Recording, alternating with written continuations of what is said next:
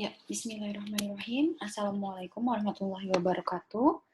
Kembali lagi dengan saya, Ervina Maulida. Nah, kali ini saya akan membahas mengenai topik Human Resource Management Strategy and Analysis. Oke, jadi ini adalah pertemuan kedua mata kuliah Manajemen Sumber Daya Manusia. Kali ini kita akan belajar via recording. Jadi kita sekarang sudah masuk ke masa asinkron maya, di mana nanti saya akan upload hasil presentasi saya, dan kalian bisa pelajari di rumah sendiri, seperti itu. Jadi nanti saya upload di LMS materinya, dan kalian akan bisa akses. Baik, untuk materi kali ini, saya akan menyampaikan mengenai strategi dan analisis dari manajemen sumber daya manusia. Oke, langsung saja kita masuk. Jadi untuk hari ini, saya akan membahas mengenai 4 topik besar. Jadi yang pertama akan membahas secara general apa itu strategic management process. Di sini nanti saya akan mencoba menjelaskan 7 langkah dalam proses manajemen strategis. Lalu yang berikutnya adalah tipe-tipe dari strategi. Nanti kalian akan mendapatkan contoh tipe-tipe strateginya seperti apa, dan nanti akan bisa kita lihat contohnya seperti apa.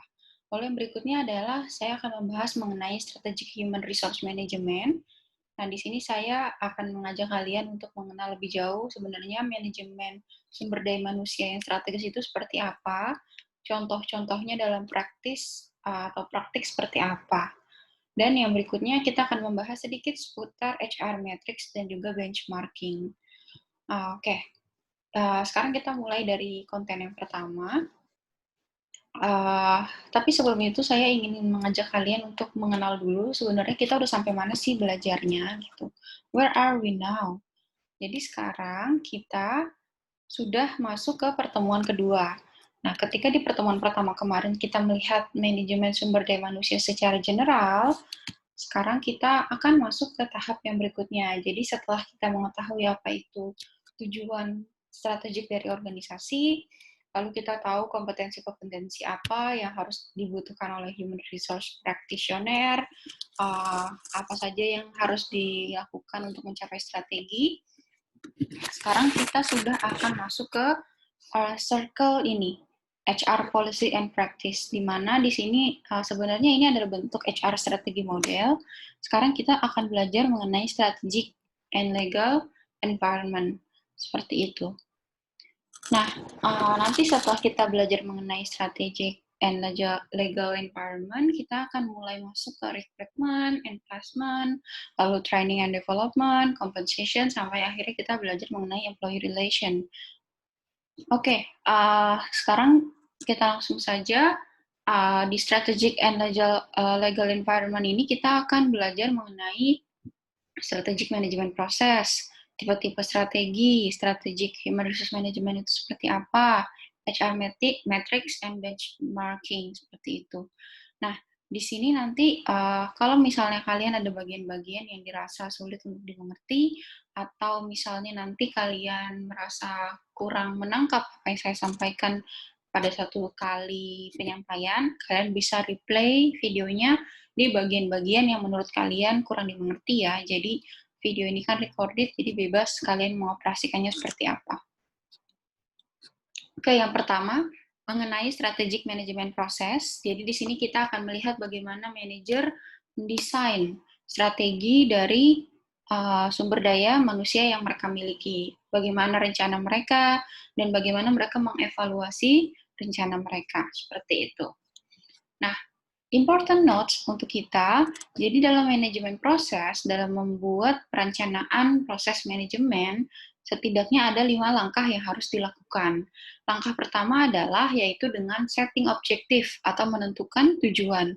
Jadi misalnya tujuan dari perusahaan itu adalah misalnya untuk menjadi perusahaan berdaya saing global misalnya. Nah, maka nanti mereka akan membuat rencana-rencana yang sesuai dengan objektif tersebut. Makanya nomor 2, setelah setting objektif adalah making basic planning forecast. Nah, di sini mereka membuat perencanaan di masa depan untuk mencapai hal tersebut, kira-kira apa sih yang harus dilakukan, seperti itu. Lalu yang berikutnya adalah reviewing alternative courses of action. Di sini mereka melihat kembali dari rencana yang sudah mereka buat, kira-kira apakah ada alternatif yang bisa mereka lakukan jika misalnya terjadi force major, habis itu misalnya terjadi pandemi katakanlah seperti tahun ini gitu. Lalu misalnya ketika terjadi hal-hal yang memang di luar dari perencanaan di nomor 2 tadi, seperti itu. Lalu setelah mereka setting objektif, making basic planning forecast, mereka reviewing alternative courses, mereka juga nomor 4 ini mengevaluasi which options are best, yang menurut mereka terbaik yang mana, mereka evaluasi kira-kira dengan pilihan A misalnya, dengan rencana yang pertama bagaimana, apakah ketika dievaluasi ini adalah pilihan yang terbaik, atau misalnya justru merugikan beberapa pihak, atau misalnya justru mempunyai budget yang sangat besar, seperti itu. Atau misalnya di pilihan kedua budgetnya mungkin kecil, tapi perencanaannya justru ketika diterapkan membutuhkan jangka waktu yang sangat panjang sehingga kurang efektif dan seterusnya. Nah, ketika mereka mengevaluasi which options are best, mereka biasanya yang terakhir akan sampai ke tahap di mana mereka akan choosing gitu. Mereka akan memilih dan akhirnya mengimplementasikan rencana tersebut, seperti itu. Jadi seperti yang kita sudah ketahui bersama ya, bahwa perencanaan itu sangat penting dalam organisasi. Makanya organisasi itu adalah sekumpulan orang-orang yang bekerja bersama-sama untuk mencapai suatu tujuan tertentu. Jadi mereka nggak akan kumpul kalau nggak ada tujuan gitu. Suatu perusahaan nggak akan berjalan kalau mereka tidak punya tujuan atau objektif. Nah, objektif itu juga nggak yang paling penting gitu. Buat apa sih ada tujuan kalau misalnya tidak disusun dengan baik rencana-rencananya, tidak dievaluasi, dan tidak diimplementasikan. Maka kelima langkah proses manajemen ini menjadi sangat penting untuk diterapkan dalam proses perencanaan manajemen, seperti itu. Nah, di sini jadi perencanaan itu menunjukkan gitu, menunjukkan kepada kita bahwa ada beberapa langkah gitu, course of action for getting from where you are to the goal.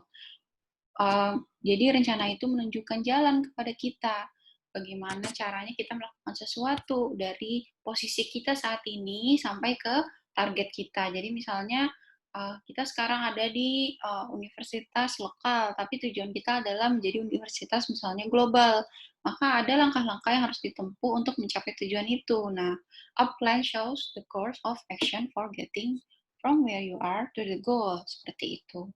Nah, planning itu juga is always goal directed. Jadi misalnya, kalau misalnya membuat rencana, jangan rencananya nggak jelas atau ngawang-ngawang gitu. Kalau misalnya rencananya memang mau double sales revenue gitu misalnya, ya berarti itu kan bisa dilihat dalam angka gitu. Dan kalau misalnya kita mengevaluasi juga jadi gampang. Misalnya kalau kita memang revenue-nya mau double dari tahun lalu, misalnya pendapatannya bersihnya tadinya 1 juta, 1 miliar katakanlah gitu menjadi 2 miliar. Berarti kan misalnya ketika kuartal pertama pendapatannya masih jauh dari 2 miliar, kita bisa melakukan action plan untuk meningkatkan penjualan tersebut gitu. Jadi selalu goal directed gitu rencananya. Rencananya mau maju se Asia Tenggara, berarti kan jelas gitu. Asia Tenggara nih patokannya. Kalau sampai nggak nyampe-nyampe se-Indonesia kan itu juga patut dipertanyakan misalnya. Gimana mau nyampe Asia Tenggara kalau se-Indonesia aja belum bisa misalnya seperti itu. Atau misalnya revenue-nya tadi yang meningkat menjadi ada penambahan 1 miliar atau 2 triliun dan seterusnya. Ketika goal directed, maka di situ rencana-rencananya akan disusun dengan lebih terarah seperti itu. Nah, di sini ada contoh dari hierarchy of goals. Jadi, ketika kita di organisasi yang punya mimpi dan tujuan itu, jangan cuma CEO-nya doang gitu, jangan cuma presidennya doang. Jadi, ketika kita ada di sebuah company, setiap hierarki yang ada di struktur organisasi itu harus punya goals. Mereka harus punya tujuan sendiri kenapa mereka ada di departemen itu. Misalnya di sini sebagai presiden, targetnya atau dream goals-nya adalah double sales revenue to $16 million in fiscal year gitu. Jadi mereka mau ada double sales sampai ke 16 miliar dolar dalam tahun 2017. Nah, dari satu goals seorang presiden itu diturunkan ke semuanya gitu. Setiap lini harus punya dream goals yang bisa mencapai tujuan si presiden seperti itu. Berarti misalnya Vice President of Sales, berarti harus double sales nih. Supaya bisa double revenue, berarti mereka harus double sales. Di mana aja? Di region-region yang mereka lakukan, seperti itu, yang mereka jual. Di sini yang berikutnya berarti secara production, mereka harus add one new production line at plant. Jadi yang tadinya misalnya mesinnya cuma ada satu, mungkin mereka harus jadiin mesinnya ada dua, supaya penjualannya juga bisa double, sehingga revenue-nya bisa double, seperti itu. Lalu yang berikutnya, Vice President of Human Resource, what he or she can do, misalnya train 6 sales people. Jadi mereka melakukan training tambahan kepada 6 orang sales people supaya mereka bisa menopang target untuk penjualan yang lebih baik gitu. Nah, dari situ nanti diturunin lagi, misalnya sales manager hire for new sales people and add 18 customers. Seperti itu. Lalu sales manajernya triple sales to government agency. Sales manager West Region-nya itu move 6 Nevada sales people to California market. Misalnya di situ Vice President of Sales kan memang dia punya target untuk mendabelkan penjualan misalnya di bagian timur, utara, dan selatan gitu. Nah, di sini sales manager itu membagi tugas-tugasnya. Misalnya untuk yang East, tugasnya adalah, bagian Timur tugasnya adalah ini gitu, hire yang triple sales to government. Jadi mereka harus menjual lebih banyak kepada agensi-agensi pemerintah seperti itu, sampai triple gitu, sampai 3 kali lipat gitu. Lalu tugas untuk manajer yang West Region atau region yang daerah barat adalah untuk memindahkan 6 orang salesperson atau salespeople ke pasar yang lain gitu, supaya pasar yang tadinya tidak efektif menjadi lebih efektif gitu, dan seterusnya.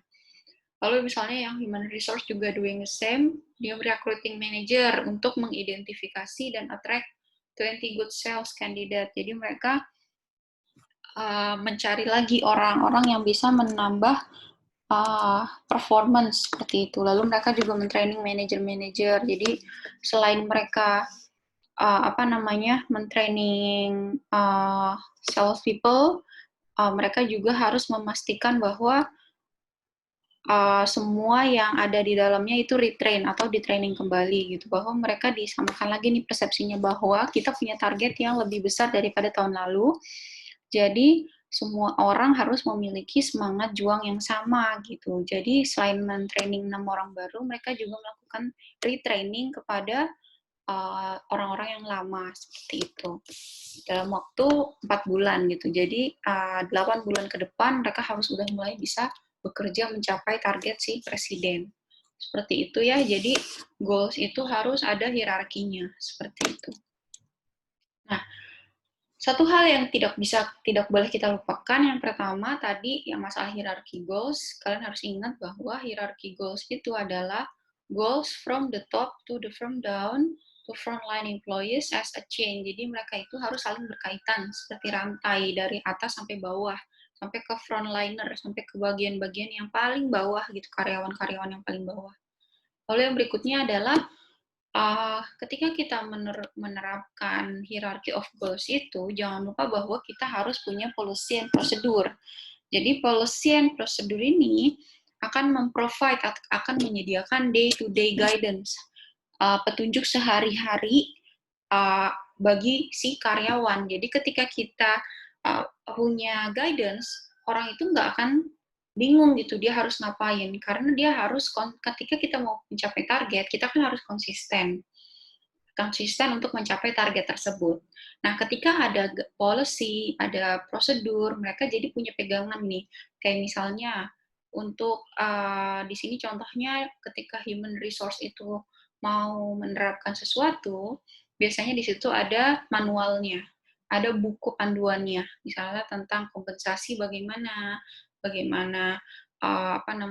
menyiapkan coverage appraisal, atau misalnya ketika mereka mau menilai suatu kinerja, itu semua ada manualnya seperti itu. Dan misalnya di sini contoh yang paling gampang adalah ketika perusahaan dia punya policy bahwa semua yang dilakukan oleh organisasi itu harus taat hukum, tidak boleh ada yang curang atau misalnya cacat hukum. Maka prosedurnya adalah ketika seorang pegawai menemukan departemennya melakukan kecurangan dalam pengolahan data atau pembuatan laporan, maka dia harus segera melaporkannya kepada perusahaan seperti itu agar perusahaan nggak kesandung nih dengan skandal-skandal yang dibuat karena menyalahi policy seperti itu.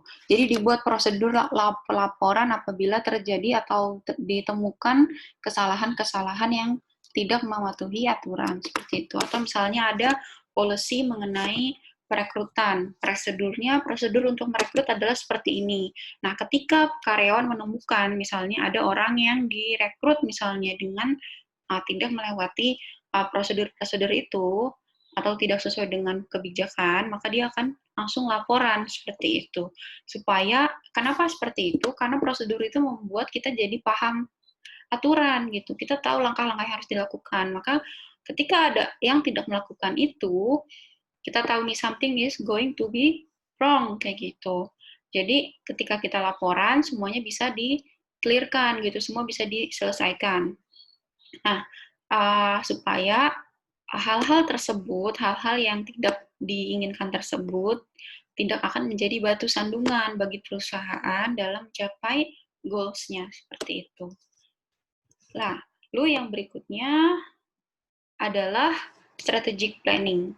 Nah, jadi dalam sebuah organisasi atau suatu perusahaan, pasti mereka memiliki strategic planning atau rencana strategis. Rencana strategis itu apa?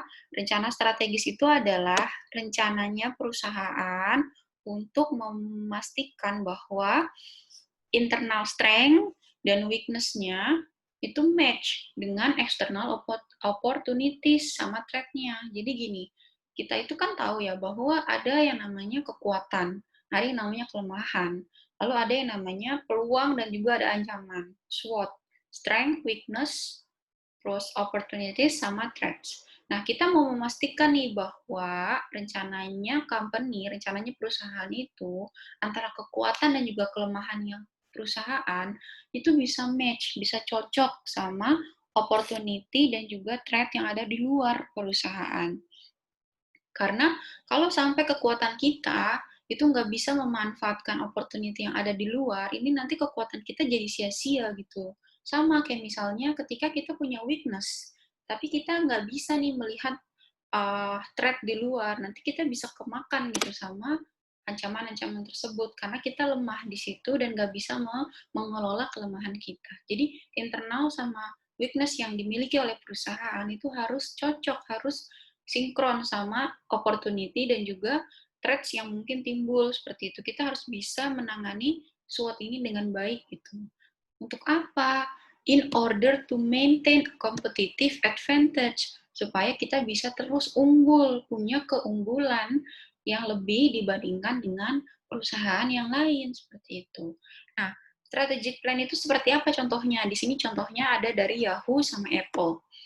Misalnya, ketika kita berbicara tentang strategic planning, biasanya kita akan membahas tentang where are we now as a business. Sekarang kita di bisnis tuh lagi ada di posisi seperti apa, and where do we want to be. Kita mau kemana, kita mau jadi apa.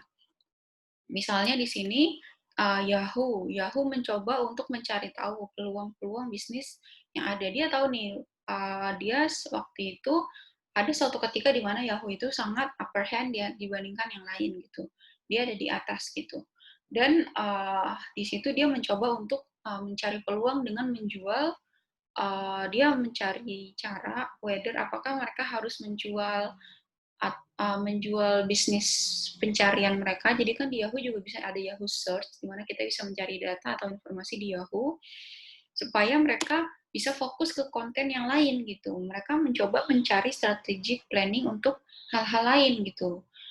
Nah, yang berikutnya adalah ketika Apple misalnya, Apple sebagai brand, dia sudah cukup dikenal. Tapi dia nggak cuma mau jadi perusahaan laptop aja gitu atau perusahaan HP aja.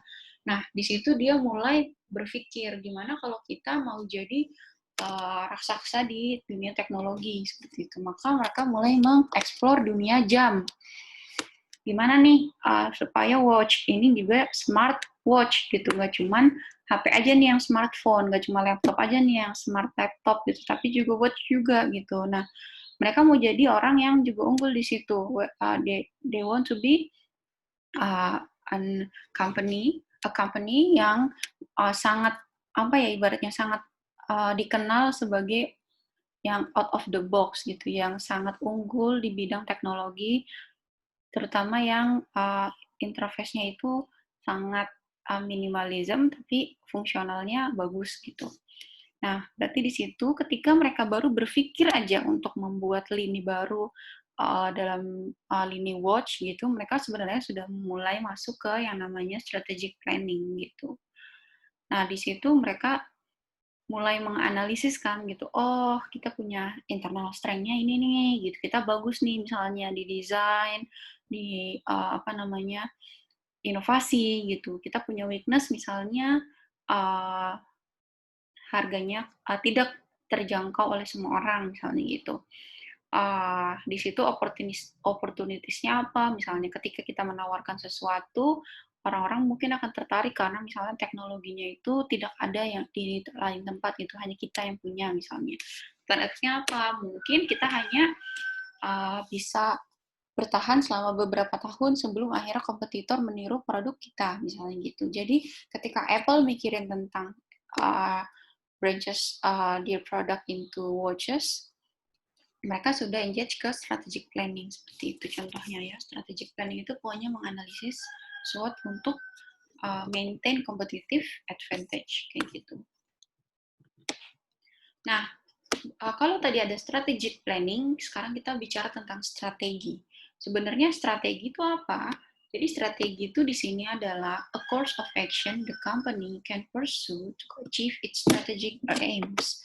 Jadi langkah-langkah yang dilakukan oleh si perusahaan untuk bisa mencapai tujuan yang sudah ditetapkan.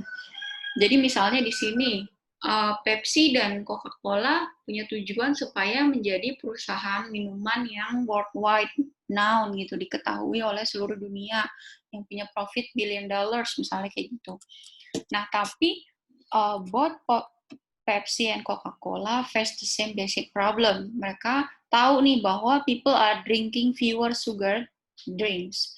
Orang-orang itu makin sadar gitu bahwa minuman-minuman yang dimaniskan gitu atau dikasih gula berlebihan seperti Pepsi dan Coca-Cola itu tidak sehat. And people are drinking fewer junks gitu. Jadi mereka sekarang udah mulai lebih aware terhadap body mereka, akhirnya mereka bikin jus atau misalnya mereka minum air tonik dan seterusnya. Nah, mereka akhirnya harus membuat strategi dong supaya mereka bisa mengatasi basic problem ini gitu. Nah, di sini akhirnya Pepsi misalnya melakukan strategi-strategi yang lain seperti mereka mulai mendiversifikasikan produk. Di sini mereka diversify their products by selling items like cooker oats, frito chips gitu. Mereka jadi nggak cuma jual Coke doang gitu, nggak cuma jual Coca-Cola, Coke, iya, sugar drinks gitu. Pepsi nggak cuma jual sugar drinks, tapi mereka juga jual oats, makanan sehat. Terus mereka juga jual chips, snack kayak gitu. Mereka mulai mendiversifikasikan produk dari perusahaannya. Lalu Coca-Cola pun gitu. Dengan strategi tadi gitu, drinking fewer sugar drinks problemnya, akhirnya mereka buat strategi dengan apa?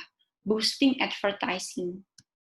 Mereka mencoba tidak seperti Pepsi yang mendiversifikasikan produk, Coca-Cola justru ingin fokus tetap ke minuman aja, tapi mereka boosting advertising mereka.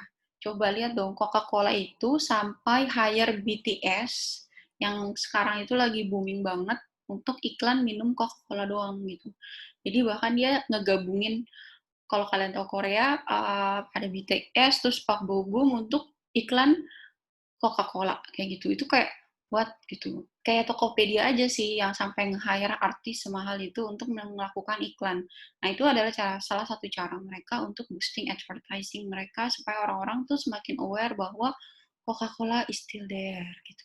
Coca-Cola is your only option kayak gitu. Contohnya seperti itu. Nah, yang berikutnya adalah kalau tadi ada strategic planning, ini kita bicara tentang strategi, kita lanjut ke strategic management. Jadi dalam strategic management itu adalah proses identifikasi nih.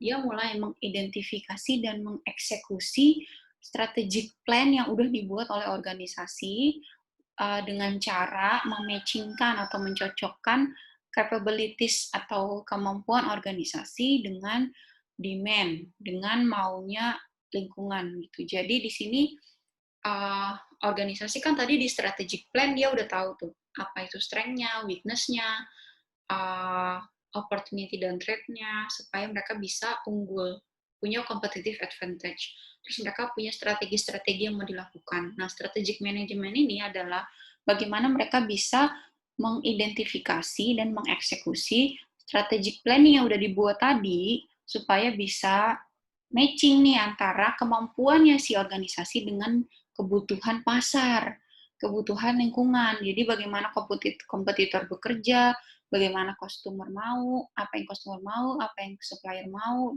dan seterusnya. Jadi mereka mulai mencocokkan nih antara rencana-rencana tadi ke demand kayak gitu. Nah, yang berikutnya adalah di sini kita bisa lihat bahwa ada yang namanya manajemen proses kayak gitu. Nah, di sini bisa kita lihat ada 7 step, 7 langkah dalam melakukan proses manajemen strategis. Langkah pertama adalah define the current business. Yang pertama adalah kita harus mendefinisikan bisnis kita saat ini. Jadi misalnya pertanyaan yang perlu kita tanyakan pada diri kita sendiri adalah what products do we sell? Kita itu jual apa sih? Where do we sell them? Kemana kita jual? And how do our products or services differ from our competitors? Apa yang membuat kita ini berbeda dengan penjual kompetitor kita gitu, dengan kompetitor kita, dengan penjual yang lain atau dengan perusahaan yang lain seperti itu. Kalau kita jual jasa misalnya, kita jual jasanya kemana? Ke kalangan menengah, atas, bawah, atau misalnya kita jualnya ke anak muda milenial, ke baby boomer dan seterusnya. Dan kenapa kita berbeda misalnya gitu? Kenapa kopi kenangan itu beda sama misalnya teguk gitu? Atau misalnya kenapa Starbucks beda sama uh, janji jiwa gitu. Nah, itu harus jelas tuh di mana differnya. Jangan sampai I think there are no differences between kopi janji jiwa and kopi kenangan misalnya gitu. Kalau nggak ada different, ya gimana dong mereka bisa punya competitive advantage? Kan kita harus punya perbedaan supaya pelanggan itu bisa memilih seperti itu. Apakah misalnya bedanya itu di harga, kita itu lebih murah, atau misalnya kita itu punya branches yang lebih beragam sehingga jarak tempuh konsumen dari rumah ke perusahaan kita itu tidak terlalu jauh, atau misalnya ketika mereka punya GoFood mereka tidak perlu bayar ongkir terlalu besar, dan banyak banget hal-hal lain yang membuat produk kita itu differ from others.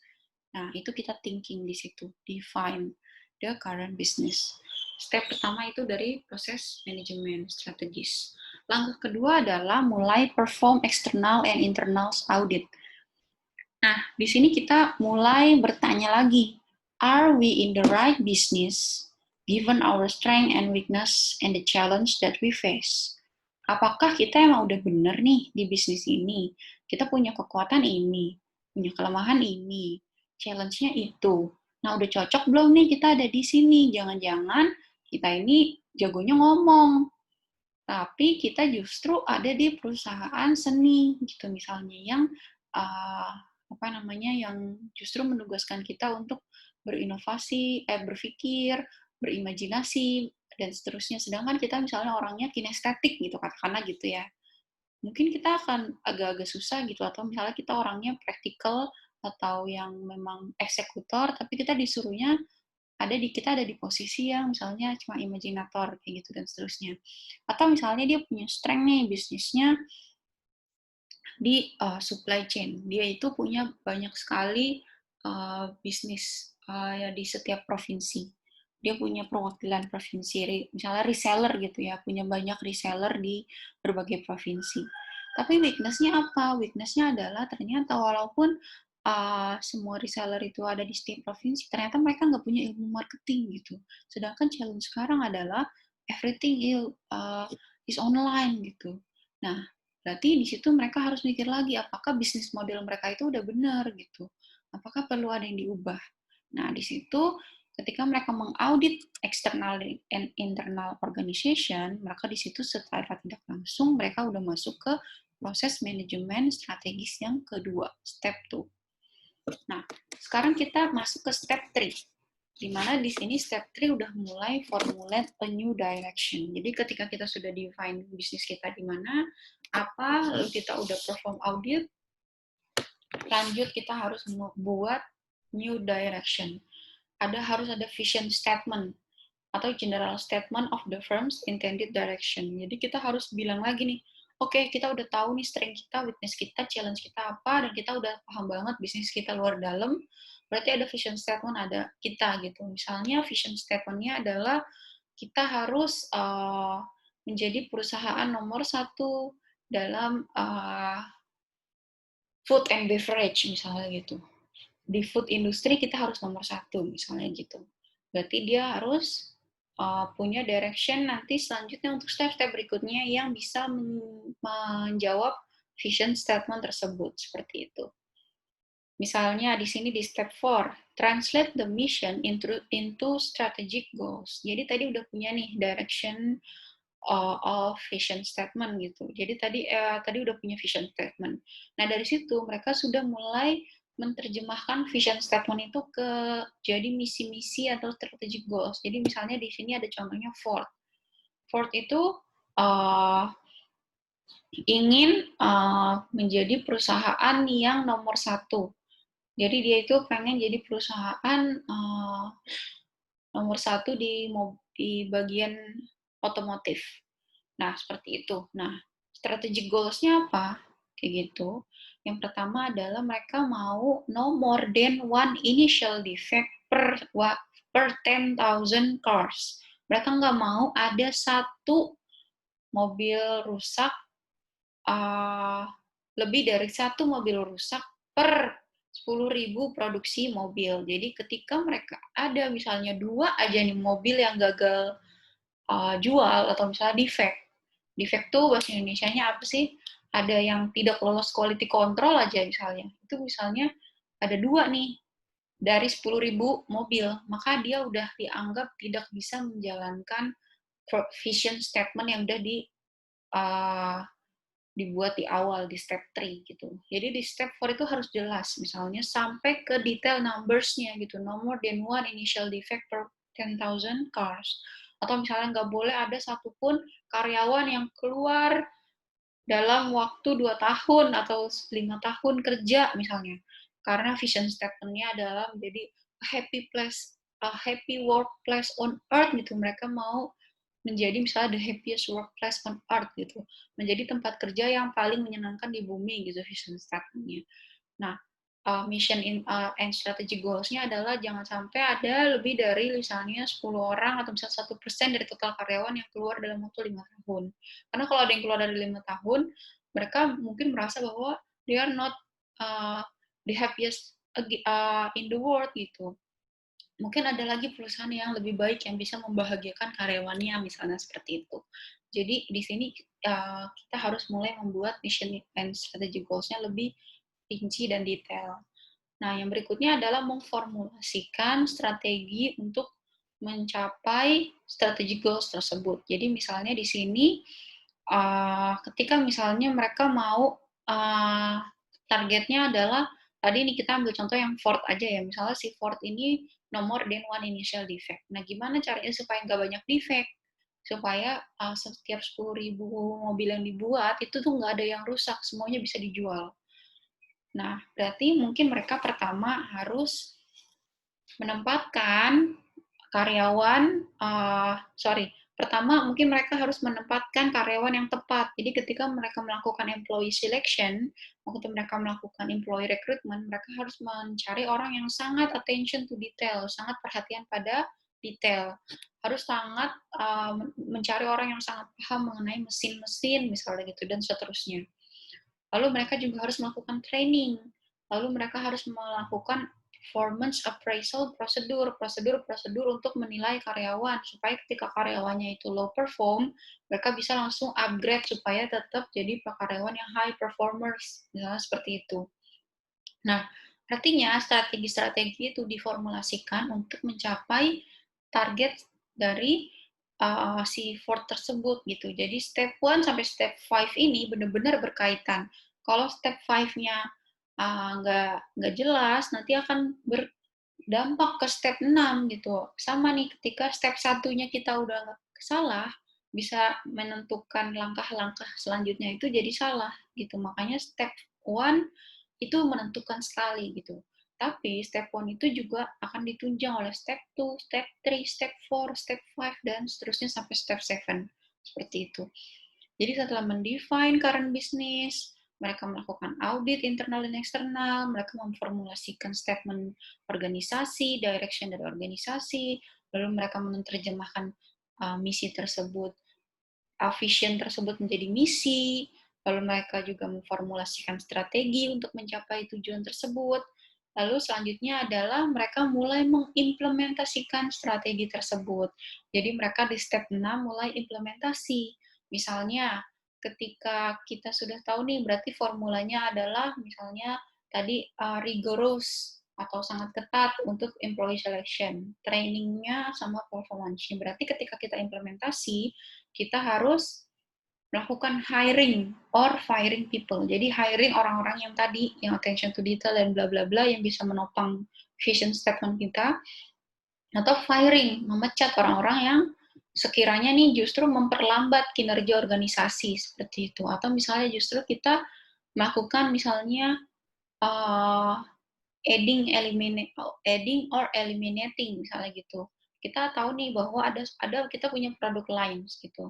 Kita ada produk-produk dan kita mau misalnya menjadi perusahaan nomor 1 tadi di industri otomotif misalnya. Berarti misalnya ada produk yang mungkin akan kita cut nih karena misalnya dia itu sebenarnya penjualannya nggak terlalu bagus dan ini memperbesar biaya produksi aja dan seterusnya sehingga ada produk yang akan harus di-cut atau misalnya kita akan menambahkan menggantinya dengan produk lain dan seterusnya. Pokoknya evaluasi dan implementasi di situ. Seperti itu sampai akhirnya step 7-nya evaluasi dari performance-nya. Jadi kita memastikan bahwa apa yang kita lakukan itu secara periodically bisa mencerminkan langkah-langkah dari 1 sampai 6 tadi gitu. Jadi kita evaluate performance. Oh, sepertinya dari kinerja kita kurang di sini nih gitu. Kita kurang nih di bagian penjualan nih atau kita kurang nih di bagian pemasaran gitu dan seterusnya. Jadi 7 langkah ini itu sangat penting dan berkaitan satu sama lain dan gak bisa ditiadakan. Jadi semuanya memang harus dilakukan gitu, nggak bisa langsung loncat step atau ada yang nggak dilakukan gitu dan seterusnya. Nah, jadi poin 1 sampai poin 5 itu masih bicara mengenai rencana, strategic planning, rencana strategisnya. Nah, step 6 udah mulai strategic execution, eksekusinya, implementasinya. Dan poin 7 masuk ke strategic evaluation. Seperti itu. Jadi kalau kalian ditanya, sebutkan 7 langkah proses manajemen strategik. Nah, kalian jawab tuh, step 1 adalah ini, step 2 adalah ini, step 3 sampai 7 adalah ini, dan ini. Dan seterusnya. Jadi kalian harus ingat ya, mungkin ketika kalian kerja gitu, kalian tahu nih bahwa perusahaan kalian misalnya bagus di sini dan seterusnya. Ketika mereka melakukan evaluasi, kalian bisa ajak mereka untuk menimbang kembali mulai dari step 1, seperti itu. Semoga ini bisa dihafal ya, sama kalian bisa dipahami seperti itu. Oke, yang berikutnya adalah, nah di sini masalah scanning. Jadi ketika kita melakukan proses manajemen, kita juga jangan lupa bahwa kita itu ada di lingkungan yang selalu berubah kayak gitu.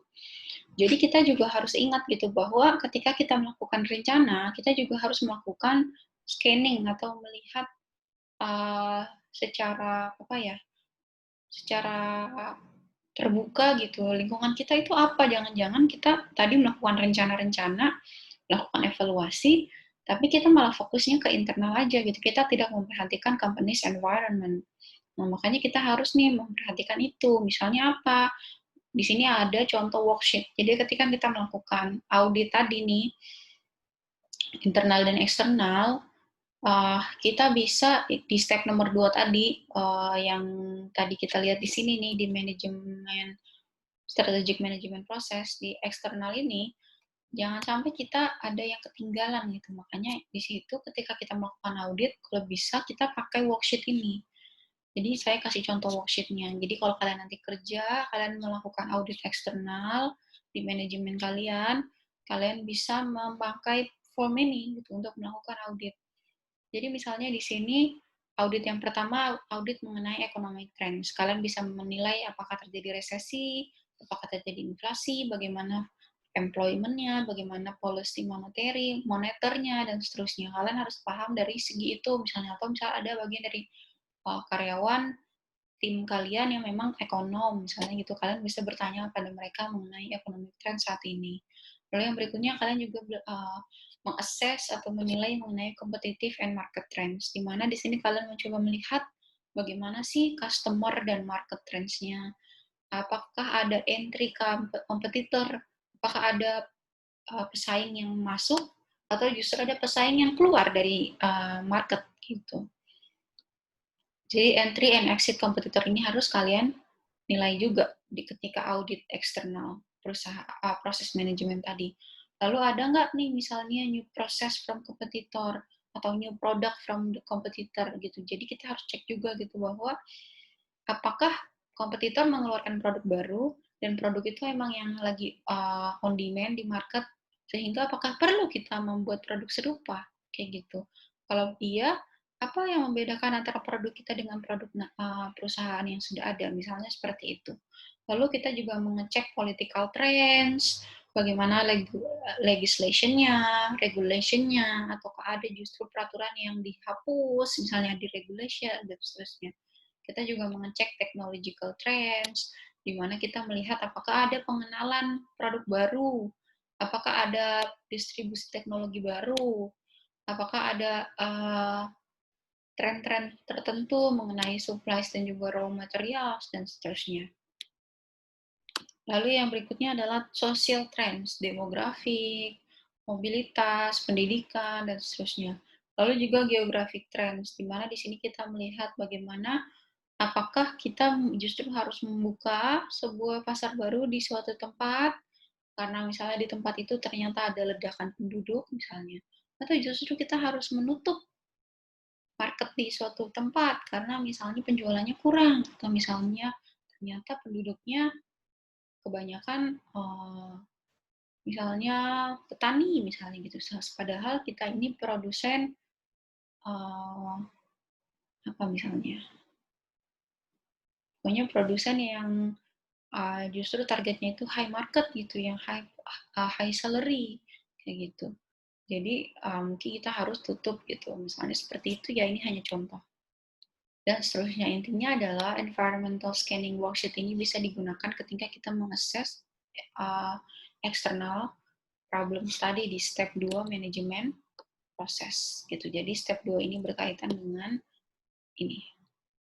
Lalu yang berikutnya adalah ketika kita tadi bicara mengenai SWOT matrix, ketika kita menulis di sini SWOT kita, atau kita menulis weakness kita, jangan lupa untuk kita menggunakan dua pengukuran sekaligus. Jadi kita menggunakan SWOT, tapi kita juga mengaudit menggunakan PACE factors, atau di sini PACE factors itu adalah political factors, economic factors, social factor, and technological factor.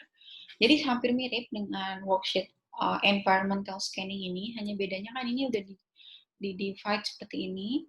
Lalu di sini kita bisa tulis strength-nya apa, economic trend, strength-nya apa, weakness-nya apa, opportunity-nya apa, terus threat-nya apa, dan seterusnya. Nah, kalau yang ini menggunakan bagan, kuadran SWOT, tapi di sini misalnya strength-nya secara politikal apa, internal, terus misalnya secara eksternal apa, gitu. Dan secara ekonomik apa, sosial apa, teknologi apa, weakness-nya gitu. Political, economic, sosial, technological. Opportunity juga gitu. Political, economic, sosial, technological, dan seterusnya.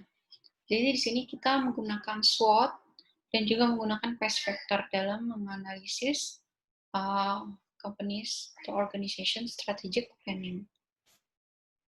Contoh real case-nya. Misalnya potensial strength-nya adalah adanya market leadership. Kita itu pemimpin di market gitu. Misalnya kayak Unilever, dia itu market leader gitu misalnya.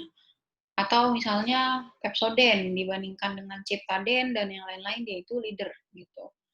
Lalu yang berikutnya adalah potential strength-nya adalah mereka punya kekuatan dalam strong research dan mereka punya high quality product, atau misalnya mereka cost advantage, mereka itu hemat karena menggunakan teknologi-teknologi yang high end gitu misalnya, atau mereka punya paten sehingga nggak mungkin ditiru oleh produk lain dan seterusnya.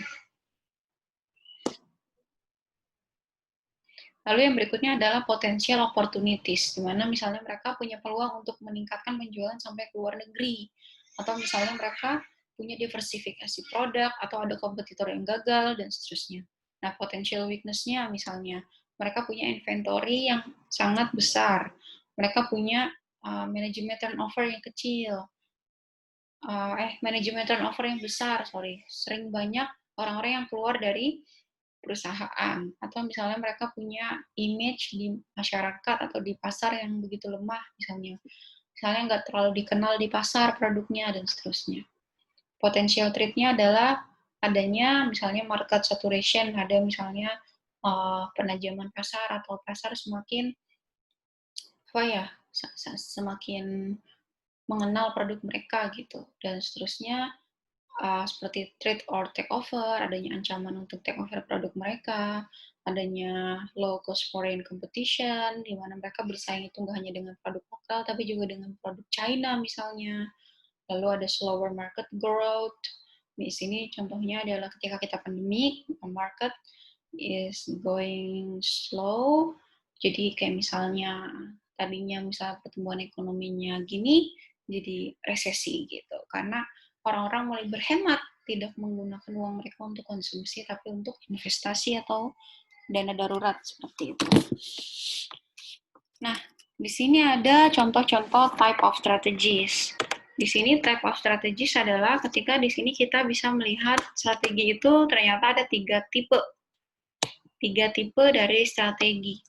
Yang pertama adalah corporate strategi, di mana di sini strategi dari perusahaan yang mengidentifikasi portofolio bisnis. Nah, di sini biasanya mereka itu mengkompres atau merangkum kira-kira cara-cara company, comprise the company and the ways in which this business relate to each other. Di sini mereka mulai melihat bagaimana bisnis mereka ini saling berkaitan satu sama lain gitu. Jadi di sini mereka punya portofolio bisnis, lalu bagaimana dari portofolio itu satu sama lain saling berkaitan seperti itu. Nah, di sini ada strategi at each level company misalnya. Di sini secara corporate, di sini mereka punya satu strategi, what business are we in gitu. Nah, di bisnis mereka punya unit bisnis misalnya tadi contohnya apa ya, misalnya perusahaan teknologi kayak Sharp. Nah, di bisnis unit 1 mereka punya TV. Di bisnis unit 2 mereka punya lini kulkas. Di bisnis unit ketiga mereka punya apa lagi sih? Misalnya rice cooker gitu, misalnya Sharp-nya ini. Intinya mereka punya berbagai jenis unit bisnis kan. Seperti itu ya misalnya. Nah, di bisnis TV, how will we compete? Gimana caranya mereka bisa berkompetisi misalnya dengan LG, dengan apalagi sih jenis-jenis produk elektronik. Saya nggak terlalu hafal deh. Misalnya gitulah Sharp, gimana mereka mau kompetisi dengan LG, seperti itu. Dan kompetitif strategi bisnis itu gimana kulkasnya si Sharp ini mau saingan dengan misalnya Sanken gitu, atau misalnya yang bisnis ketiga nih perusahaan ini produk yang lain, mereka gimana caranya mereka kompetisi dengan kompetitornya gitu. Nah dari situ mereka akan ke bawah lagi nih. Kira-kira di bisnis functional strategy sales department-nya misalnya, how do we support the business competitive strategy gitu. Gimana caranya lini penjualan ini bisa menopang bisnis strategi yang sudah dibuat seperti itu. Lalu misalnya di bagian produksi juga akan berpikir hal yang sama. How do we support kayak gitu. Lalu yang functional di HR juga akan berpikir. Jadi di si Sharp ini di bagian televisi yang mikir itu nggak cuma manajer uh, lini produk aja gitu, tapi juga sales department-nya mikir, production-nya mikir, HR-nya mikir, semuanya mikir hal yang sama. How do we support the business competitive strategy supaya mereka bisa compete dan mereka bisa misalnya menjadi leading marketnya gitu dan seterusnya. Jadi each of this company level must have strategies kayak gitu, dan strategi-strategi inilah makanya yang dinamakan corporate strategi. Jadi di mana strategi-strategi ini muncul karena di portofolio bisnis ini secara total, secara keseluruhan punya cara masing-masing untuk sampai ke bisnis strateginya gitu. Jadi mereka relate to each other, mereka saling berkaitan satu sama lain nih, gitu. Makanya dinamakan corporate strategy. Kalau mereka nggak relate gitu, they not relate to each other, berarti namanya bukan corporate strategi, namanya beda lagi gitu. Nah, kalau ada corporate strategi, ada juga yang namanya competitive strategi. Competitive strategi. Competitive strategi itu adalah strategi kompetitif gitu. Tapi ini adalah strategi yang memang mengidentifikasi bagaimana cara membangun dan menguatkan bisnis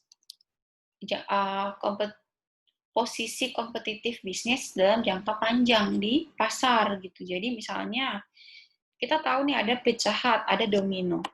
Jadi bagaimana caranya si Pizza Hut ini bisa compete dengan Domino? Karena kita tahu nih bahwa si Pizza Hut ini punya competitive position. Dia itu udah ya bisa dibilang dia market leader lah. Tapi ada Domino nih yang mulai menjadi calon pengganti raja pizza dunia misalnya gitu. Nah, supaya ada bisnis long term competitive positionnya si Pizza Hut ini, dia harus punya competitive strategi.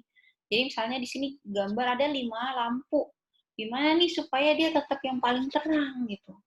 Gimana dia bisa punya competitive position in the marketplace yang membuat dia bisa bertahan dalam jangka waktu yang sangat panjang seperti itu. Nah, biasanya ketika kita bicara mengenai competitive strategi, kita akan berpikir ada cara-cara yang ditempuh supaya orang itu bisa mempertahankan posisinya di dalam pasar dalam jangka waktu yang lama. Nah, salah satu yang saya kutip di sini adalah pendapat dari HR atau Human Resource Vice President dari Toyota Motor, di mana dia bilang bahwa yang membuat suatu perusahaan punya competitive advantage itu tergantung dari orang-orang di dalamnya. Jadi menurut dia, people are behind our business. Machine don't have new ideas. Machine don't solve problems. And machine don't grasp opportunities. Only people who are involved in thinking can make a difference. Every auto plant in the United States has the same machinery, but how people are utilized and involved varies widely from one company to another. The workforce gives any company its true competitive edge.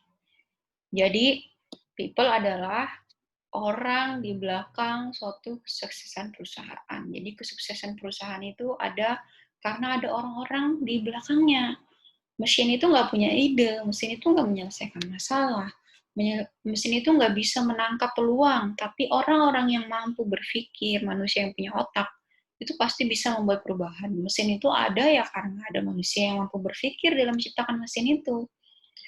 Mungkin setiap perusahaan itu punya same machinery, punya mesin yang sama. Tapi bagaimana cara mengoperasikannya, ngakalin supaya mesin itu bisa beroperasi dengan lebih efisien, lebih efektif, cara penggunaannya, cara orang-orangnya itu di training, supaya tidak menimbulkan kerugian, dan seterusnya, itu justru yang membuat perusahaan itu punya a true competitive edge, punya daya saing kompetitif, kayak gitu.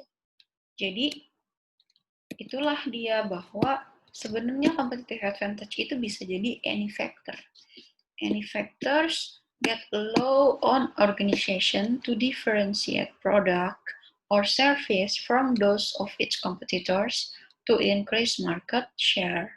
Jadi sebenarnya faktor apapun, bisa jadi tadi Toyota memang competitive advantage-nya ada di people, tapi mungkin itu tidak selamanya dimiliki oleh semua orang. Makanya competitive advantage setiap perusahaan itu jadi beda-beda. Nah, di sini yang penting faktor itu, apapun itu, bisa membuat organisasi itu bisa mendiferensiasikan produk dan jasanya dari kompetitornya di market share, kayak gitu.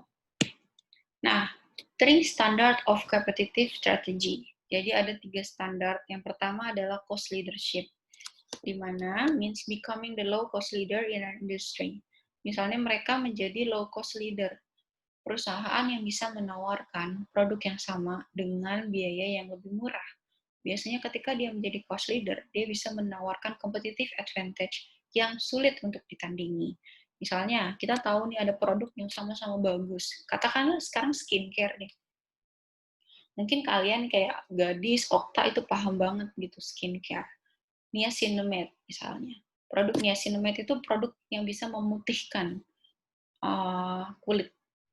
Tapi ada niacinamide, dengan sama-sama produk niacinamide, ada yang bisa jualnya itu 200.000, ada yang bisa jualnya di bawah 100.000. Padahal itu produknya sama. Kayak gitu. Nah, ketika dia menjadi low cost leader, itu biasanya dia mempunyai competitive advantage yang lebih dibandingkan yang lain. Kayak gitu. Di sini contohnya Walmart. Walmart itu adalah salah satu supermarket yang paling besar di US. Dia itu produknya itu variatif banget. Mungkin kayak Carrefour, atau misalnya kayak misalnya itu Giant, tapi dia itu nggak cuma sekedar Giant gitu. They not only Giant. Nggak cuma Carrefour. More than Carrefour. Tapi justru produknya itu udah lebih variatif, tapi justru cheaper than any other place gitu, lebih murah daripada produk yang lain kayak gitu. Nah, berarti dia bisa jadi cost leadership. Yang berikutnya adalah tentu perusahaan punya competitive strategies ketika dia bisa mendiferensiasikan produk daripada kompetitornya, differentiation. Mereka harus berbeda. The firm seeks to be unique in its industry along dimensions that are widely valued by buyers, such as Volvo, mobil. Mobilnya ini dia stress the safety of its car. Dia itu pokoknya menjadi mobil paling aman, kayak gitu misalnya. Mereka mempunyai diferensiasi seperti itu. Misalnya Papa John, dia pizza. Tapi dia menstreskan, menekankan bahwa dia only use fresh ingredients. Misalnya, cuma pakai bahan-bahan yang fresh from the oven, from the market, or from the farm, misalnya kayak gitu. Dan seterusnya. Jadi, which part did your company stress? Itu bisa jadi competitive advantage. Gitu. Fokus di sini misalnya carve out a market niche. Jadi kita fokus ke niche market atau market yang sangat berbeda misalnya. Kayak Bugatti Cars. Bugatti Cars itu maybe expensive than Volvo. Tapi mungkin kalau Volvo stress on its safety, Bugatti misalnya stress atau menekankan pada stress on pride. Jadi yang beli itu merasa lebih bangga gitu karena limited edition misalnya, atau misalnya karena ada emas-emas di dalamnya kali. Saya juga kurang paham ya. Atau misalnya kayak Louis Vuitton, tas, atau misalnya parfum Bulgari misalnya. Itu kan mereka itu marketnya niche banget itu. Cuman bisa menjangkau orang-orang tertentu yang mungkin income-nya itu sebesar sejumlah satu provinsi misalnya gitu in total. Jadi orang yang kaya banget gitu niche-nya, marketnya. Jadi itu fokus kayak gitu. They offer a product or service that their customers cannot get from generalists. Mereka menawarkan produk untuk orang-orang di mana produk itu nggak bisa didapat di tempat lain. Nggak bisa didapat dari produsen-produsen generalis. Banyak produsen tas banyak, tapi yang cuma bisa diproduksi sama Louis Vuitton itu ya cuma dia doang yang bisa produksi handmade misalnya. Itu juga niche market kayak gitu. Generalis itu kayak Toyota, Honda itu generalis, semua orang bisa punya seperti itu. Jadi cost leadership, differentiation, and focus adalah 3 standar dari kompetitif strategi yang harus kalian pikirkan when doing your business. Yang berikutnya adalah functional strategy. Jadi tadi ada competitive strategy, ada company strategy, ada functional strategy. Nah, functional strategy ini adalah strategi yang mengidentifikasikan berbagai aktivitas dalam skop yang luas dari setiap departemen yang akan mencapai tujuan tertentu. Jadi di sini misalnya PNG. Jadi ini strateginya udah fungsional ya. Fungsional itu berarti udah semua lini udah mulai menerapkan strategi itu. Contohnya di sini PNG. Kita kan tahu ya PNG itu adalah perusahaan yang menjual macam-macam gitu. Yaitu ada apa aja sih produk PNG? Kayak Head and Shoulders, ada shampoo, ada sabun, ada apa lagi sih? Banyaklah produknya. Tapi dia coba menjangkau top tier brand juga nih. Jadi dia mau bikin produk yang dijangkau oleh misalnya menengah ke atas atau misalnya orang-orang yang berduit gitu. Kalau misalnya Head and Shoulders kan itu generalis banget ya. Jadi semua orang bisa beli gitu. Tapi P&G want to make its oil of Olay or Olay products a top tier brand. Berarti secara produk development mereka harus mikirin banget nih gimana caranya supaya ini tuh jadi top tier brand. Jadi misalnya secara packaging mereka perhatiin bener.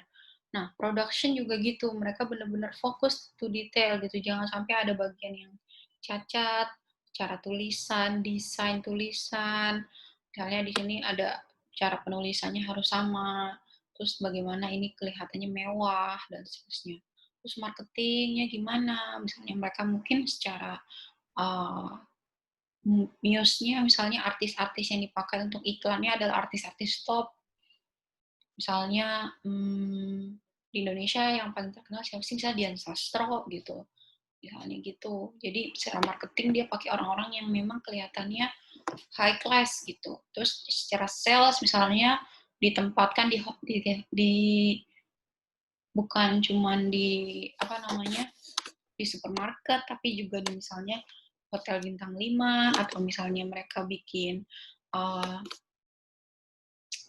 boots di Grand Indonesia misalnya gitu. Human Resource Department-nya juga gitu. Jadi mereka bikin misalnya policy atau prosedur yang bisa menopang cara agar si oleh ini bisa menjadi top tier brand. Nah, each department must engage in activities that are consistent with this unit's high quality mission. Jadi misinya itu untuk menjadi produk yang high quality ini harus ditopang oleh semua departemen. Makanya namanya jadi strategi-strategi yang dilakukan oleh setiap departemen itu namanya functional strategi. Gitu. Lanjut ke strategic human resource management. Yang pertama adalah kita bahas dulu. Jadi strategic human resource management adalah memformulasikan dan mengeksekusikan policy atau kebijakan human resource yang ada di perusahaan tersebut that produce the employee competencies and behaviors the company needs to achieve its strategic aims.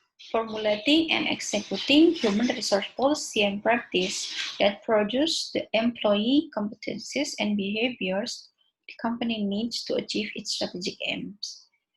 Jadi, Manajemen sumber daya manusia strategis adalah bagaimana perusahaan itu mencoba untuk memformulasikan dan mengeksekusikan kebijakan dan juga praktek-praktek sumber daya manusia yang ada di perusahaan itu supaya bisa menghasilkan, supaya bisa memproduksi. Jadi dari policy itu, dari praktek-praktek yang dilakukan bisa menghasilkan perusahaan kompetensi karyawan dan juga perilaku karyawan yang bisa menjawab kebutuhan perusahaan untuk mencapai target yang sudah ditentukan atau strategi yang sudah ditentukan.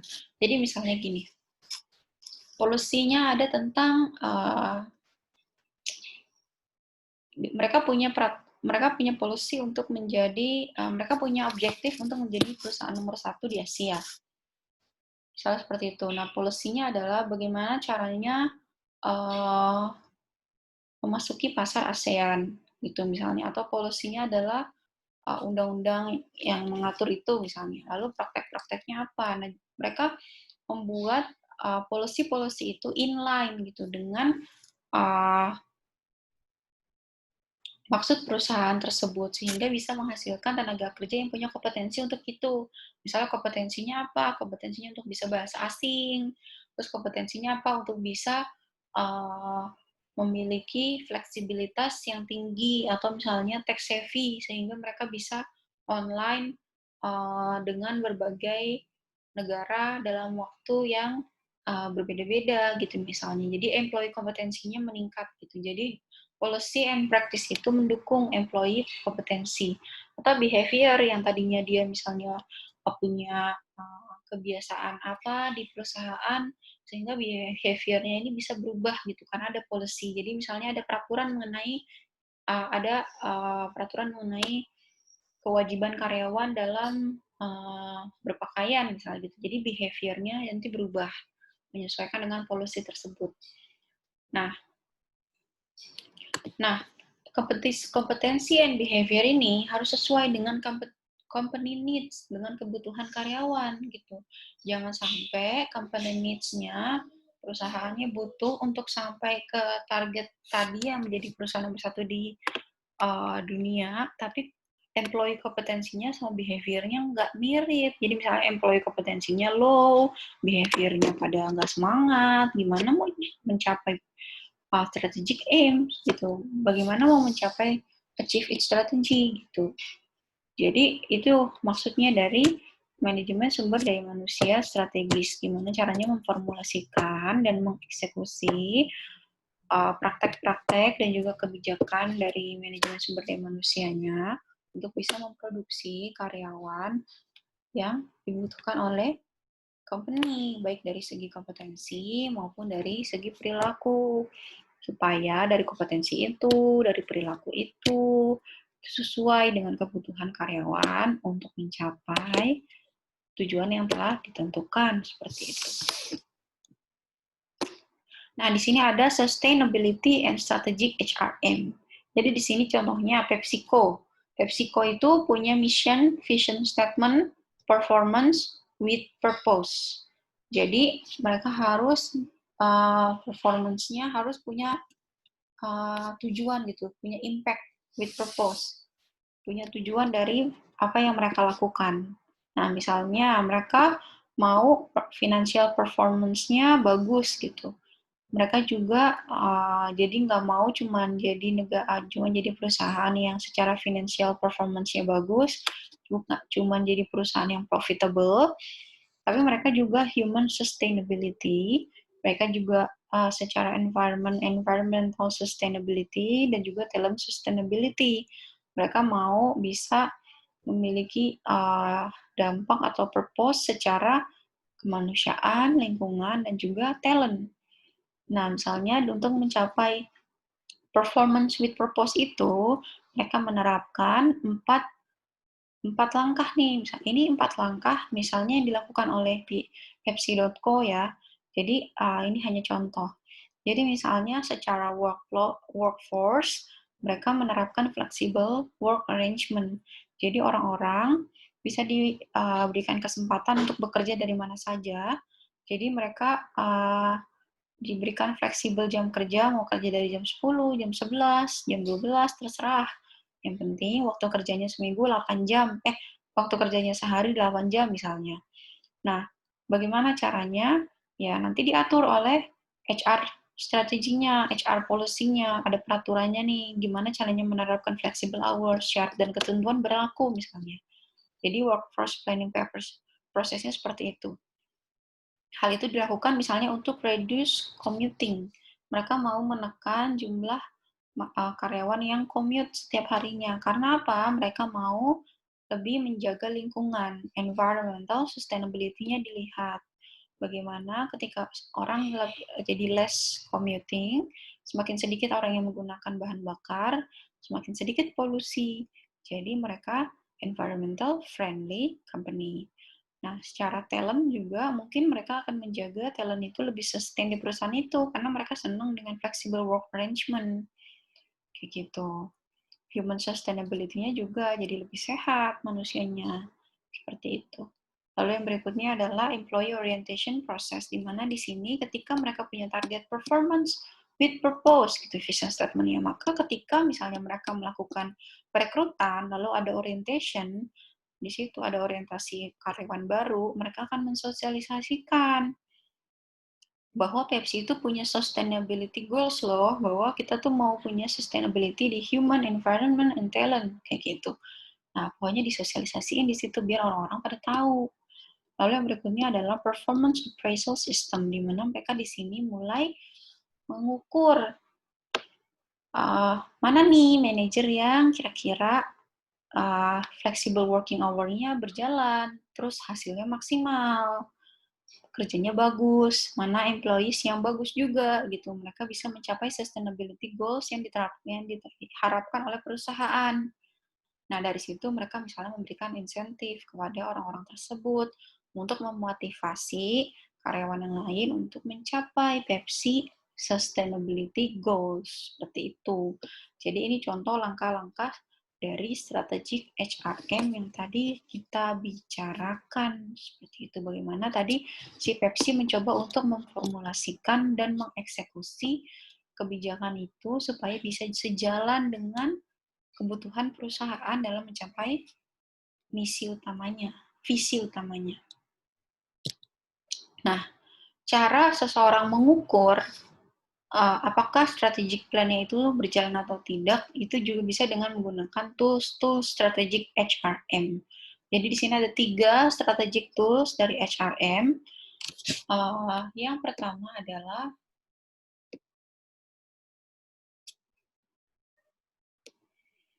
strategic finansial. Di sini bisa dilihat bahwa di bagian bawah di sini strateginya in brief di sini diambil dari strategi mapnya Southwest Airlines.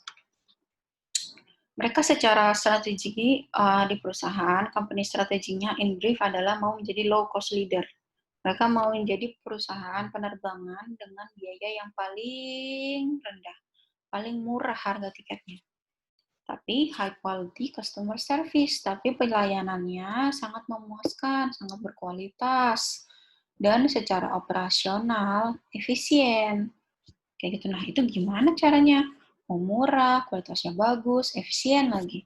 Nah, akhirnya mereka membuat HR policy and practice, di mana di sini mereka membuat supportive high performance HR practice, misalnya gitu. Dengan cara apa?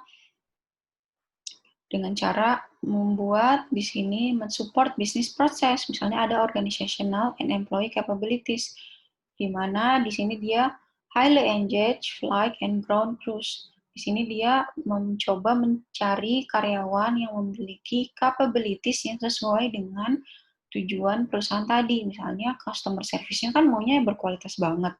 Nah, berarti dia mau membuat kru-kru di dalam organisasi itu menjadi orang yang ramah, misalnya ramah banget, sangat membantu dan sangat menguasai medan.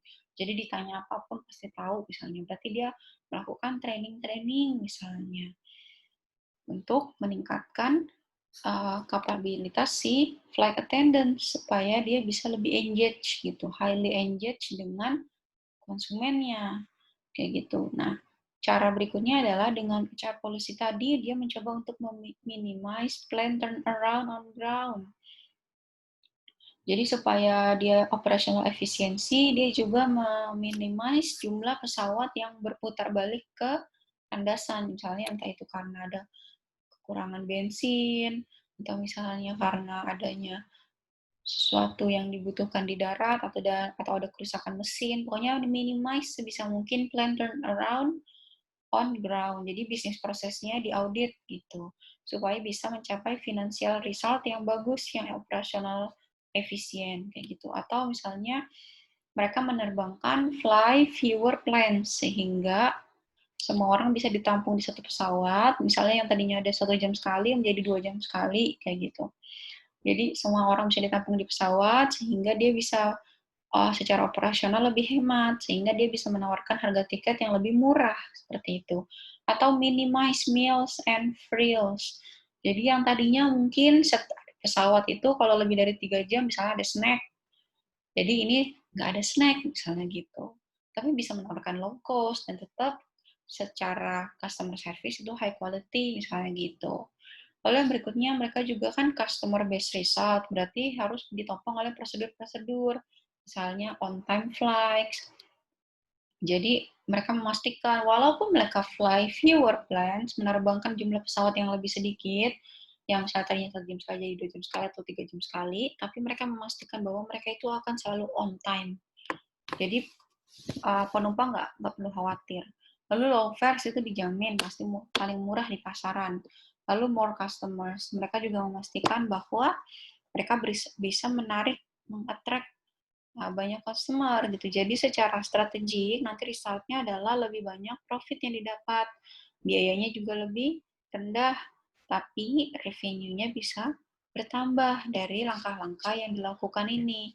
Makanya ini disebut dengan strategi map. Jadi strategic planning tool gitu, that show the big picture of how each department performance contributes to achieving the company's overall strategic goals gitu.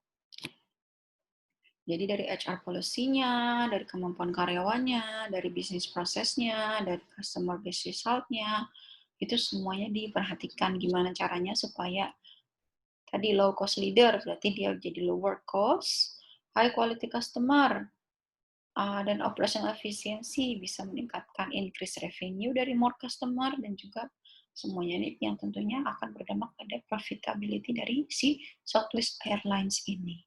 Seperti itu ya. Jadi HRM tools-nya adalah yang pertama strategy map. Strategy map.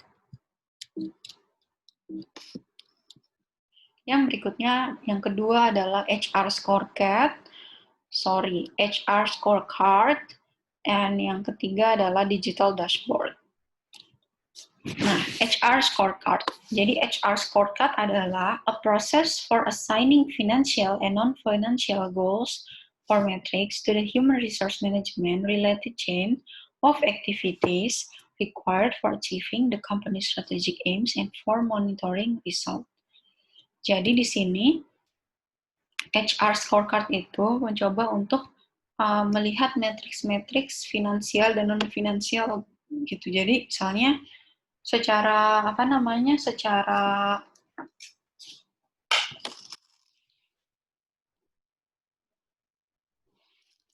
target gitu, misalnya ketika kita bicara mengenai target suatu perusahaan, pasti kan ada yang finansial dan non finansial. Nah, HR scorecard itu berfungsi untuk menentukan gitu bahwa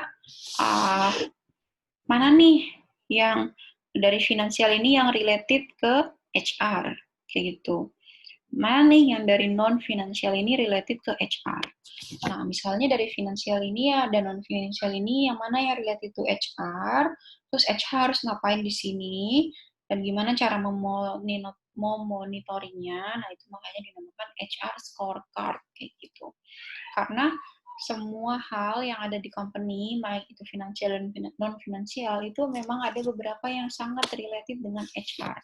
Sehingga HR itu butuh membuat policy di situ, atau HR butuh membuat prosedur di situ, supaya bisa menopang strategic goals dari company, kayak gitu.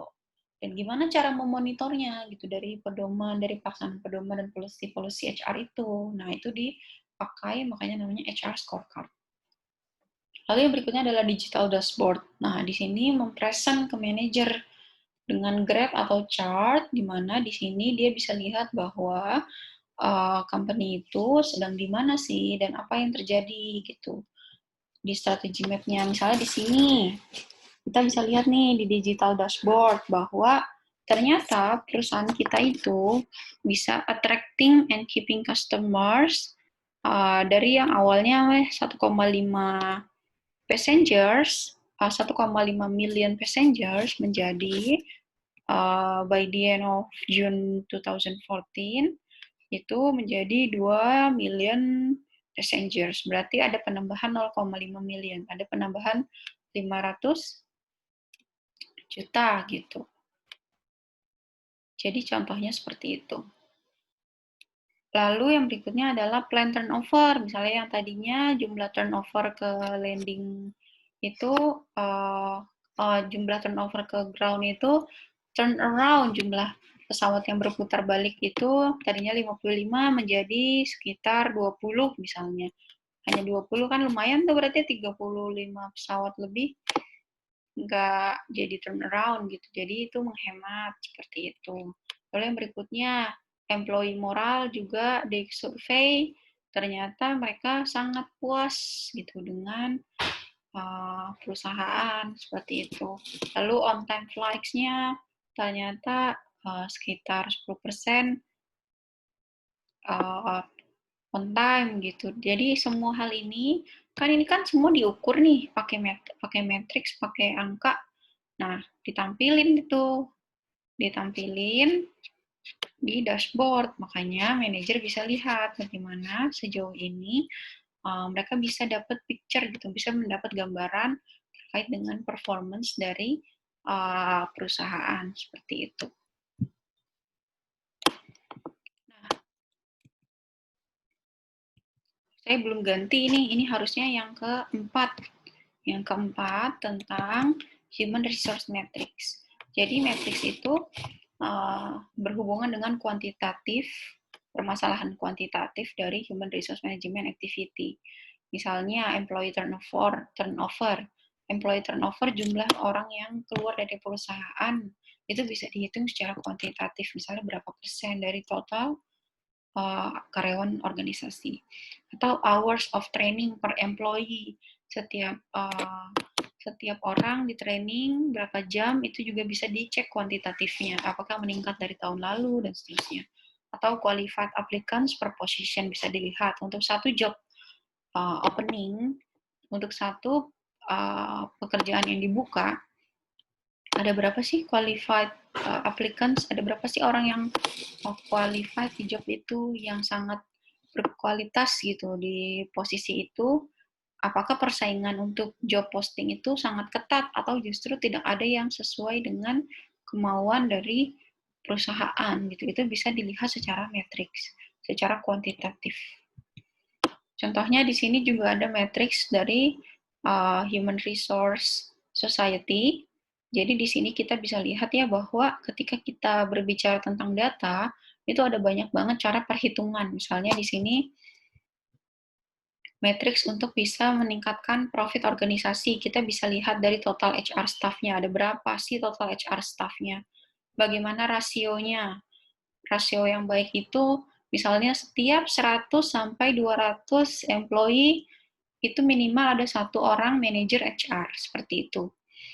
Nah, semua ketentuan-ketentuan ini secara society itu sudah ada kesepakatannya. Kalau mau datanya, itu bisa kalian lihat di benchmarking report yang dibuat oleh Society for Human Resource Management.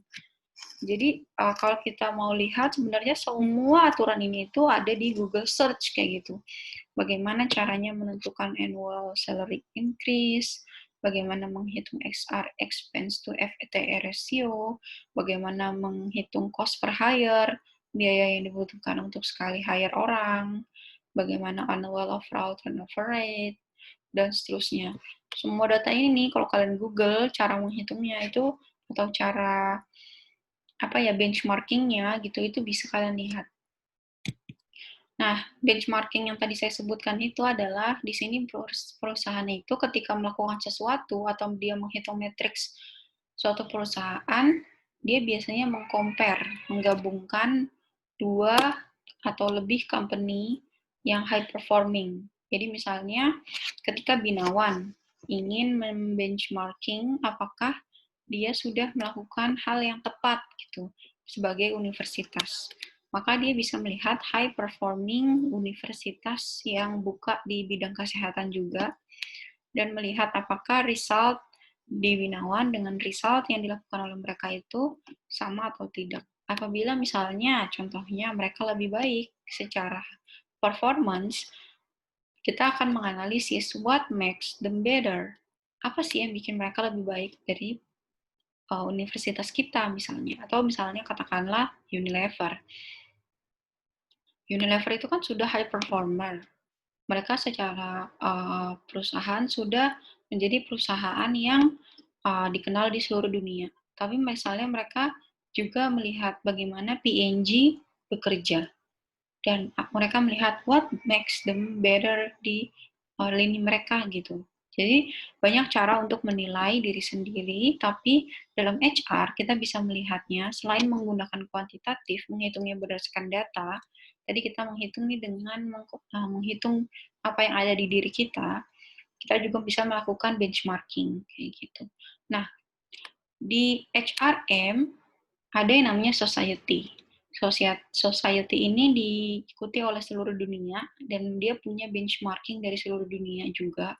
Ada juga by employer size, jadi misalnya kalau perusahaannya kecil, dia bisa benchmarking ke perusahaan dengan jumlah yang serupa, atau misalnya berdasarkan company revenue. Misalnya perusahaan yang profitnya 1 triliun dolar atau 1 miliar dolar, jadi jangan sampai ketika kita melakukan benchmarking juga, kita biasanya revenue-nya per tahun itu misalnya 1 triliun. Kita benchmarking sama yang 100 triliun, itu beda jelas. Jadi mungkin kita bisa melakukan benchmark ke company yang mempunyai revenue yang sama, atau berdasarkan geographic region yang sama-sama Asia misalnya. Jangan kita membandingkan antara Amerika dengan Asia misalnya, yang jelas-jelas demografiknya berbeda. Jadi ketika kita melakukan benchmark, kita bisa request ke misalnya HRM untuk memberikan benchmark atau misalnya panduan rata-rata untuk kita mengcompare dengan organisasi-organisasi tersebut untuk melihat apakah yang kita lakukan ini sudah benar atau belum.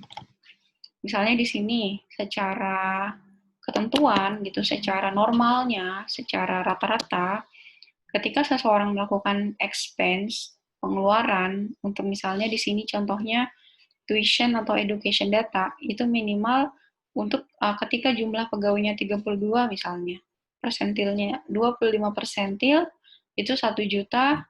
25 persentil itu maksudnya 25%, misalnya 25% perusahaan di dunia itu mengeluarkan 1 juta.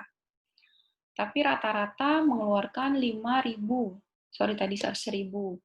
Tetapi rata-rata mengeluarkan misalnya secara median 5.000. Nah, 75 persentil maksudnya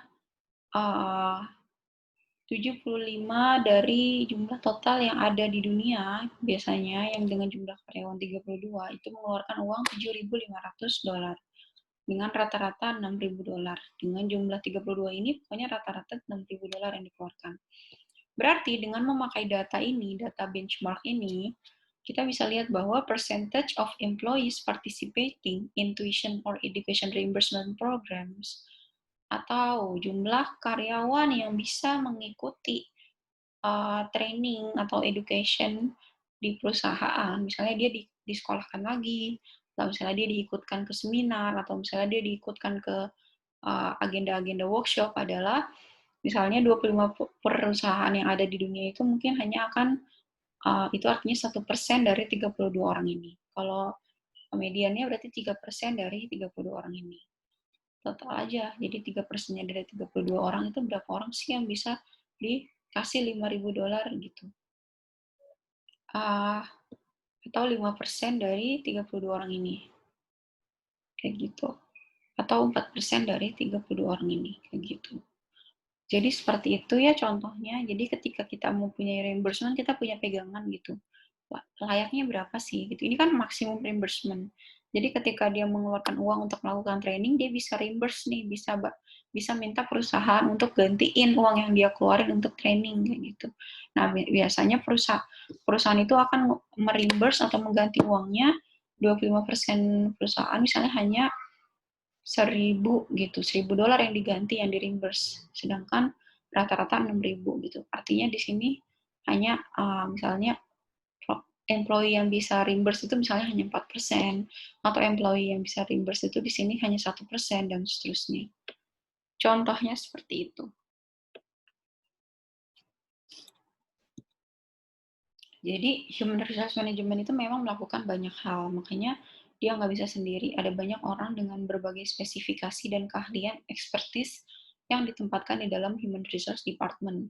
Dari orang yang melihat atau mengassess compensation and benefit, dari orang yang merekrut, dari yang memonitor performance, dari yang meng-ensure atau memastikan bahwa company itu berjalan sesuai dengan culture dan vision statement, atau orang yang melakukan job training. Intinya everything doing their task gitu, different tasks kayak gitu.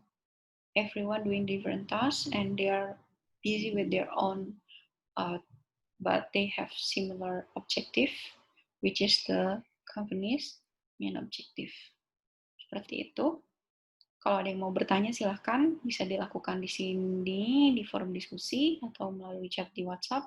Kalau ada bagian-bagian yang menurut kalian sulit untuk dipahami, wajib untuk diulang, dibaca lagi part-part yang menurut kalian sulit. Dan kalian wajib untuk meresum apa yang saya sampaikan hari ini. Karena kalau tidak diresum dengan bahasa kalian sendiri, dengan bahasa Indonesia misalnya, tadi kan saya menyampaikan dalam bahasa Indonesia, tapi kalian baca presentasinya dalam bahasa Inggris, kalau ada bagian-bagian menurut kalian sulit, kata-kata yang sulit harus kalian catat, supaya kalian bisa lebih mengerti ya. Tapi kalau ada yang kurang dimengerti, tetap boleh tanya saya. Silahkan ditanya, boleh melalui email, atau bisa juga melalui LMS Universitas Binawan. Oke, itu saja dari saya. Kurang lebihnya mohon maaf. Wabillahi taufiq walhidayah. Wassalamualaikum warahmatullahi wabarakatuh.